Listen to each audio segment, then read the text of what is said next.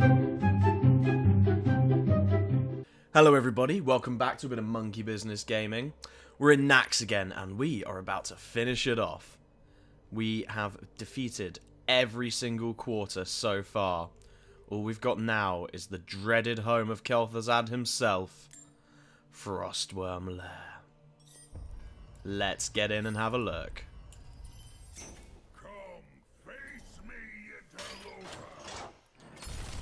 Now this wing has only got 2 bosses. Spoilers, Kel'Thuzad himself. But first, we've got to get through his main bodyguard. You know, here's the little, a guard dog, I suppose you could call it. Only it's not a guard dog, it's a bloody dragon. My massive frostworm awaits. Dress warm. So here we've got, Sapphiron. The Frostwyrm. This was one of my favourite moments in Naxx. You know, you beat all the 4 wings, you're ready to go, you're pumped, you're gonna face Kel'Thuzad. You get into a room, there's a bunch of bones on the floor, you're like, what gives, man, what gives? And then suddenly they start moving. They start moving around the room, swirling in a fog of ice. And then suddenly, this dragon forms out of nowhere. And you're just like, shit, son, gotta go change my pants. This was an awesome boss. You know, everybody loves a dragon boss raid, you know, like a Nixie and a Sapphiron. This one, though, this one was awesome. Let's have a look at her hero power. It's Frost Breath. It's a 0 cost, and it says destroy all enemy minions that aren't frozen. Now, there aren't that many ways to freeze your own dudes. However, much like with Loatheb, I reckon she's going to spawn in these ice crystals, because what you'd have to do in the fight was she would fly into the air and start dropping a massive ice bomb. It's a nuke. It's a one-shot. It did about 200k damage. It was crazy. However, you could line of sight it, and she would freeze random members of the party. They'd be immune to it. But basically, you'd have to hide behind them. And that would block out the bomb, and you'd be able to survive and carry on with the boss. And I'm assuming there'll be some kind of mechanic like that. Let's have a look though. Uther versus Sapphiron.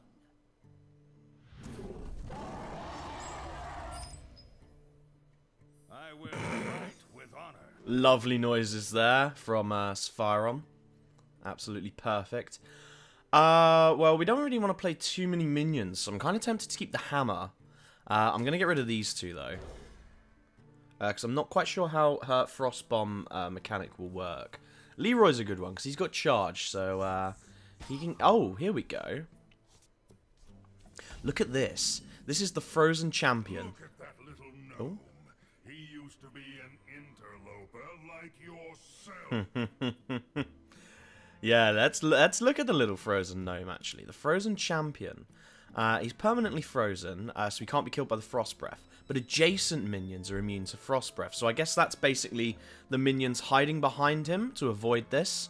So we can play minions, but we can only play them to the left and right of this. This could be a problem because our Silverhand recruits are always going to go to the right. So unless we want them to instantly die, we're going to have to place most of our stuff on the left if we want these to be okay. But we can summon one now. See, he's on the right, so we should be okay. Let's see. Here comes the Frost Breath. Yeah, look, we survived. That's fantastic. Unfortunately, though, he is coining out something. The Skeletal Smith. This has got a death rattle to destroy your opponent's weapon. Fortunately for us, that's not a problem. But what we're going to do is we're going to get a little bit of damage on the board because we're going to hammer that next turn. We're going to summon another recruit just because we've got nothing better to do. But this will die to the Frost Breath. Well, let's see. Let's just double check that that's how it works. Yeah, there we go. Okay. Okay, we've got the mechanics now for this fight. A Frost Bolt. A Frost Bolt on a 1-1. Okay. I've seen better uses. We are going to hammer time this Skeletal Smith. And we don't care about the death rattle because we don't have a weapon. Here we go. There's a bit of healing coming on here.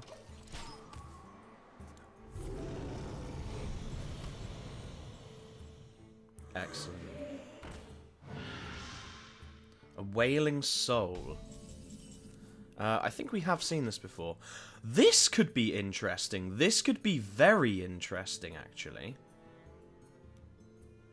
I think this could be a good play. Facelessing the Frozen Champion. I didn't think of this. Right, if we faceless this, then basically we can have 4 minions on the board at once surviving. I think that could be a really good shout. We're going to do it. See if this works. Yep, there we go. He's also frozen, and adjacent minions are immune to Frost Breath. So we can put a minion in the middle. We can put 2 minions in the middle, actually, and 1 on either side. This is, it's going to slow our start down. It means he's going to get some shit out. However, we are in luck. We can drop a Sunwalker now. I'm going to drop... I basically want to steer clear of the right in case I want to summon any recruits. I'm going to drop my Sunwalker in the middle, though.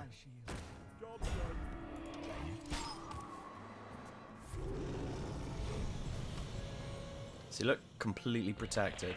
We've just doubled the amount of minions we can have on the board. Okay, so he's got a lot of freeze minions. This Frost Elemental in particular. Avenging Wrath might not be a bad shout. However, I kind of actually want to heal my Sunwalker back up. Thing is, though, I could heal it back up, but the Frost Elemental is just going to be able to kill it anyway. Actually. Oh, no, we are going to heal it up. Or are we? I can't drop these, and a Consecrate, can I?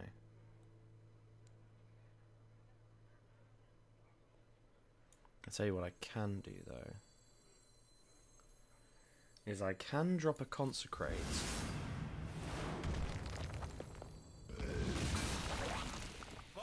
And a Peacekeeper. I know this will die, but at least we'll take everything with us.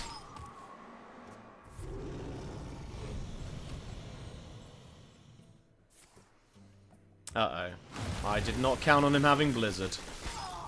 Oh, that sucks. Here comes the Ice Lance as well. Shoot. That's okay, though. Shit. Yeah, I've been getting a bit of heat for a few cheeky misplays, missing lethal here and there. As I've said before, I'm not by any means good at this game. Especially in Naxx, because this is the first time I've seen any of these decks. I don't know what they're packing. I don't know what they're capable of. Sometimes I'll hold back, just in case if they, you know, have a little trick up their sleeve, like that Blizzard last time. Or sometimes just, oh my god, how many cards do you want to play? Jeez. Sometimes as well, I just want to see more of what the bosses can do. So, you know, I might hold back a bit because of that. But, yeah, I'm by no means good at this game, so... apologies if my dodgy plays do offend you. There's nothing I can do about it. However, I think facelessing that Frozen Champion was the best play I've ever made.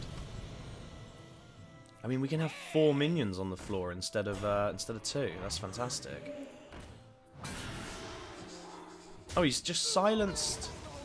He's silenced his own taunt.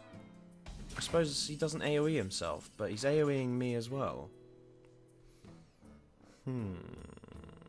What to do? Well, I know what I'm going to do. Because I can clear the board at the moment. I'm going to drop a Drake. I'm going to drop it here. Again, it doesn't matter as long as I'm somewhere in between these two. We're cool. And my Consecrate now does 3 damage, so we can clear up everything bar this. But then we can trade the far. Oh no, actually, we can hit him in the face with True Silver. That's even better. We're gonna get the Wailing Spirit. A Wailing Soul, even. And here we go. We can go straight for Sapphiron's face. Look at that. She can't touch us. We're absolutely untouchable. Doesn't matter. Lost my weapon anyway. Okay. We are going to drop that there for a silence. And we're going to potentially drop Leroy, actually. Oh, this is going to be cheeky. Are you ready for this? We're going to drop Leroy at the side here. He's immune to the wipe. And then we're going to drop a Sun Fury Protector here. The Sun Fury Protector will go down on the Frost Breath, but it's done its job. It's given these two taunt. That's what I want. I want to protect my Leroy. Because we are going for some face.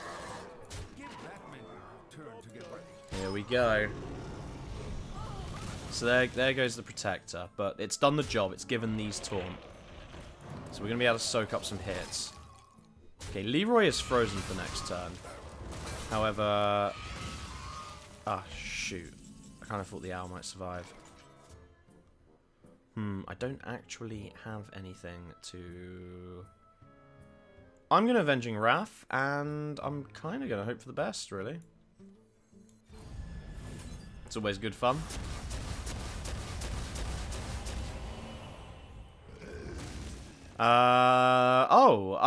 I've actually just seen a play that I could have done. But it doesn't matter. I can still do the play, but it would have been safer to do it with kings. What I can do is I can crack out the Ironbeak Owl, and what I'm going to do is I'm going to silence my Leroy to remove the frozen effect, and then obviously I would have kingsed him and killed him, but we're fine. We've got enough damage from him now. So there we go. Yeah, just in case if you didn't know that, if one of your minions is frozen, you can silence the effect off of him, which is awesome.